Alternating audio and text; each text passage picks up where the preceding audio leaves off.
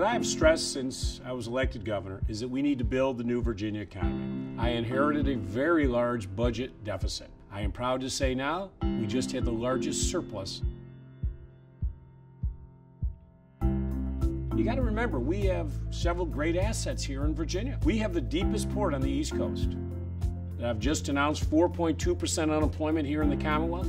That is the lowest level we've had since 2008. We now have more Virginians working today than any time in Virginia's history. You know, I'm one of the most well-traveled governors in America. Why do I travel so much?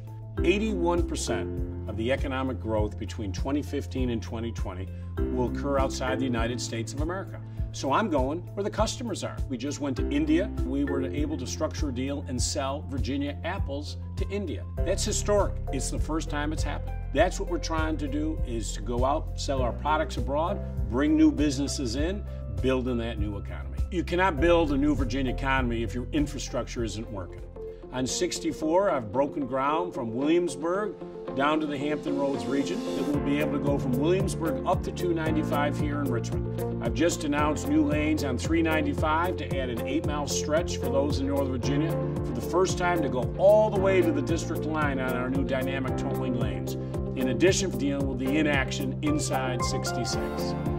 So we are putting together a dynamic new infrastructure that will help our commerce, but also will help our tourism business. Tourism is such a vital part of the Virginia economy. We had 40 million visitors last year. My number one priority as governor, even more than job creation, is to make sure that we're doing everything that we possibly can to keep our communities safe. That's why I've been for common sense gun restrictions. I've supported background checks. I stood up a task force on campus sexual assault. Safety also means we're taking every precaution we can on cybersecurity.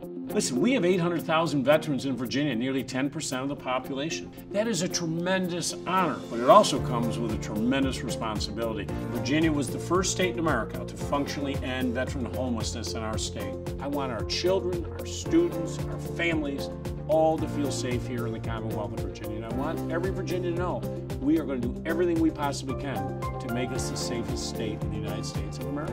My top priorities as First Lady have been more access to national service for our young people, working to advance educational opportunities for our military children who are transferring in and out of our public schools, and eliminating childhood hunger.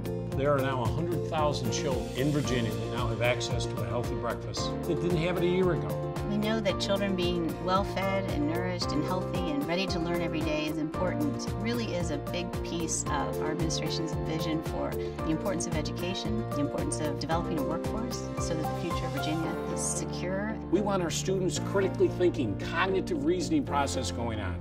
So we've gotten rid of 5 SOLs. We're delivering an education where our children are getting skill sets to match the jobs that exist today. We've got to prepare for the future, and we have to build those new 21st century technologies and industries here in Virginia. I like to make decisions. As an executive, as a governor, you can make a decision and see it implemented immediately.